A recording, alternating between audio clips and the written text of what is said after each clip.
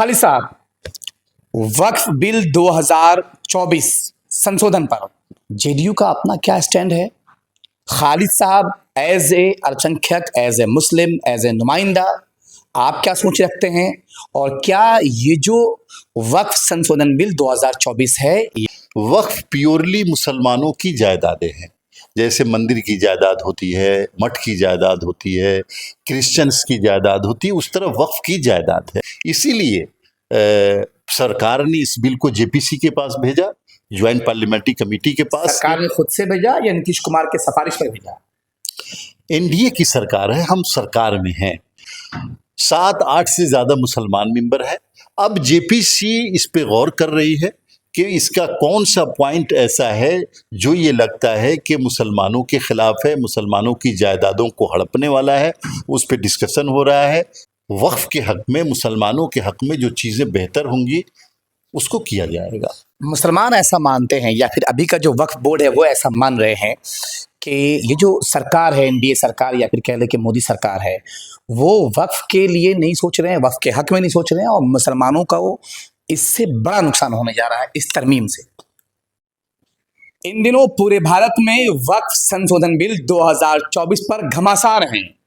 मुस्लिम पक्ष या फिर कह लें कि वक्फ बोर्ड है जो चाहती है कि वक्फ बिल पर जो चीज़ें जैसी थी वो वैसी बनी रहे, जबकि भाजपा सरकार चाहती है कि इसमें संशोधन किया जाए, इसमें सिर्फ मुसलमान नहीं दूसरे धर्म के लोगों को भी लाया जाए और हर ज़िला में इसका जो असल मालिक होगा वो डीएम को बनाया जाए।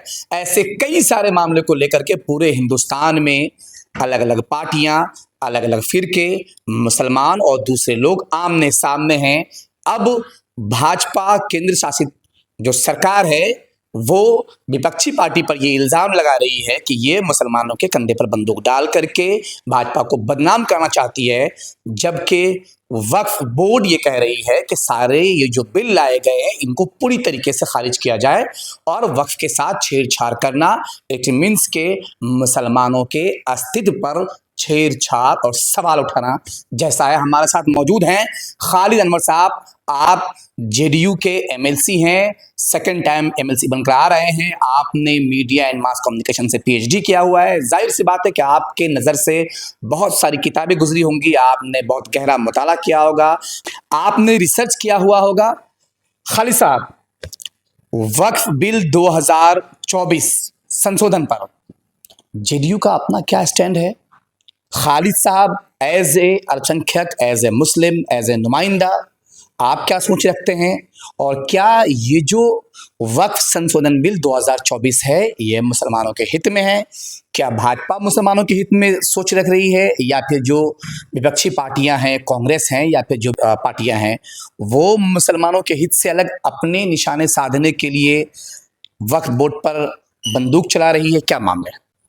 देखिए सलमान साहब, सबसे पहले ये समझना चाहिए कि ये बिल सरकार ने इंट्रोड्यूस किया है, भारतीय जनता पार्टी ने नहीं किया है। और सरकार कोई भी कदम उठाती है तो ये सोच करके उठाती है कि हम जिस कम्युनिटी के लिए ये कदम उठाने जा रहे हैं वो ठीक होना चाहिए। और जहाँ तक इसकी बात है वक्फ अमेंडमेंट बिल 2024 की, वक्फ प्योरली मुसलमानों की जायदादें हैं। जैसे मंदिर की जायदाद होती है, मठ की जायदाद होती है, क्रिश्चियंस की जायदाद होती है, उस तरह वक्फ की जायदाद है। ये ज़मीनें आती कहाँ से हैं? ये ज़मीनें मुसलमानों के ज़रिए डोनेट की हुई है और ये मुसलमानों की है। वक्फ अभी बिल के मुसलमानों ने दिया या फिर उनके पूर्वजों ने दिया? उनके पूर्वजों ने दिया, कुछ अभी के लोगों ने दिया। सरकार का काम सिर्फ मैनेजमेंट करना है। जैसे गुरुद्वारा प्रबंधक कमेटी बनाती है, सिख गुरुद्वारा प्रबंधक कमेटी का बिल लाया सरकार ने, तो गुरुद्वारा का मैनेजमेंट कैसे हो ये सरकार देख सकती है।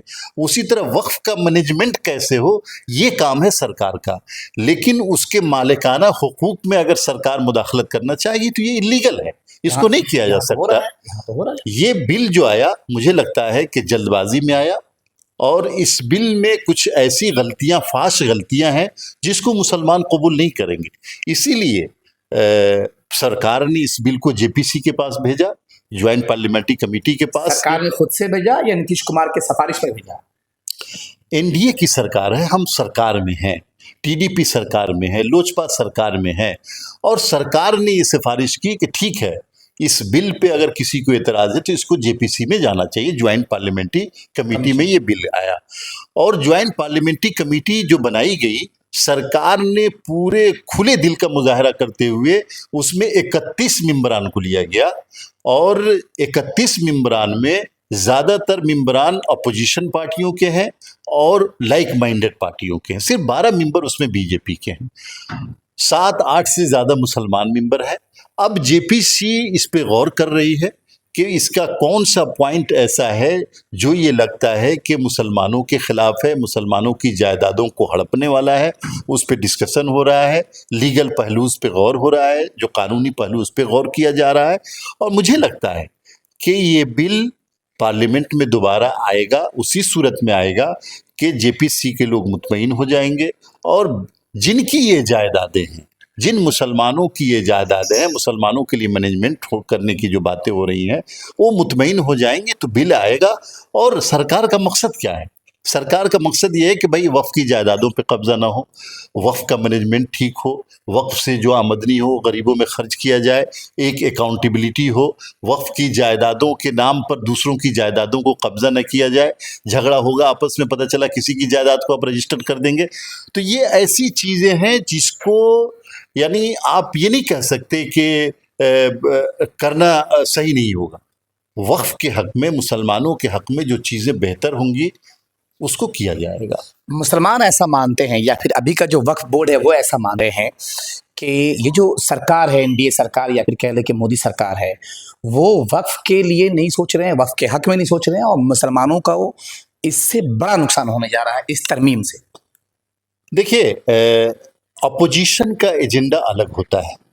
अपोजिशन जो पॉलिटिकल पार्टियां हैं उनका एजेंडा क्या है आप जानते हैं उसको, और पब्लिक को जानना चाहिए। सरकार का एजेंडा अलग होता है।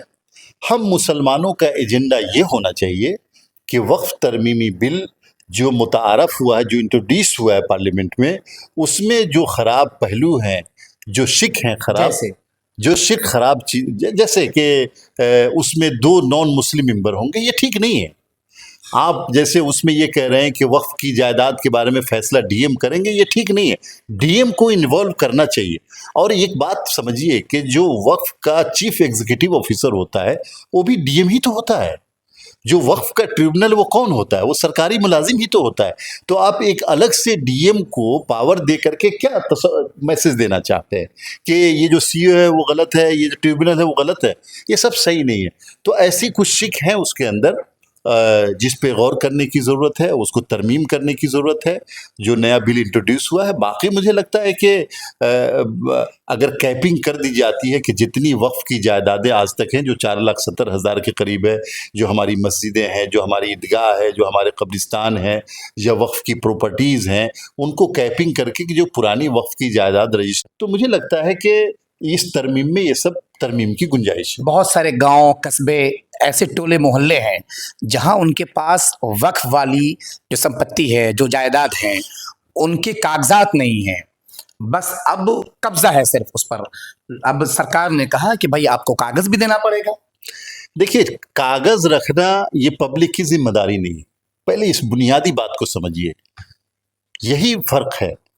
सुप्रीम कोर्ट ने क्या कहा कि आप कागज पत्तर रखना, सबूत रखना, ये सरकार की जिम्मेदारी है। अगर कागजात रजिस्टर्ड में ये रजिस्टर है कि ये वक्फ है, तो ये सरकार की जिम्मेदारी है उसके फेवर में कागज पेश करना। अगर आप मान लिया कि आप इंडियन हैं या नहीं है, ये साबित करना सरकार का काम है, आपका काम नहीं। आप तो इंडियन हैं। इसी तरह अगर कोई वक्फ रजिस्टर्ड है और आपके सर्वे में आ रहा है, 1964 के सर्वे में, 1917 के सर्वे में, और जो आपका रेवेन्यू रजिस्टर है जिसको अभी नीतीश कुमार की सरकार ने 1.5 साल पहले सारा सर्वे कराया है वक्फ की ज़मीनों का, तो ये सारा तो सरकारी गजट में मौजूद है ना भाई, कि ये कब्रिस्तान है, ये मस्जिद है, ये दरगाह है, ये, तो इसमें कागज़ की क्या ज़रूरत पड़ रही है आपको? आप सरकार के यहाँ से कागज़ निकालिए, जमा कर दीजिए। तो ये सब जो अफवाहें उड़ाई जा रही तरह तरह की कि आपके पास दस्तावेज है कि नहीं, ये सारा काम सरकार का है, सरकार का काम है। आप सरकार को दरखास्त दीजिए कि भाई ये कागज़ हमको दीजिए, सरकार देगी। तो ये कौन उड़ा रहा है इस तरह की बातें कि कागज लाओ कागज? सरकार क्यों कागज मांगेगी किसी से? ये वक्फ बोर्ड सरकार कागज लेके आएगी?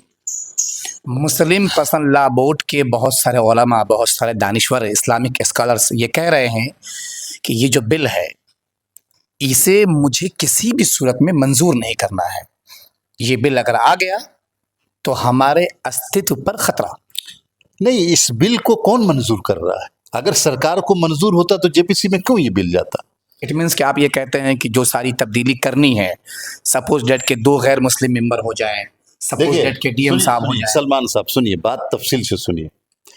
ये बिल पास नहीं हुआ, जेपीसी के पास गया, इसका मतलब सरकार चाहती है कि जो इसमें गलतियां हैं उसको सुधारा जाए।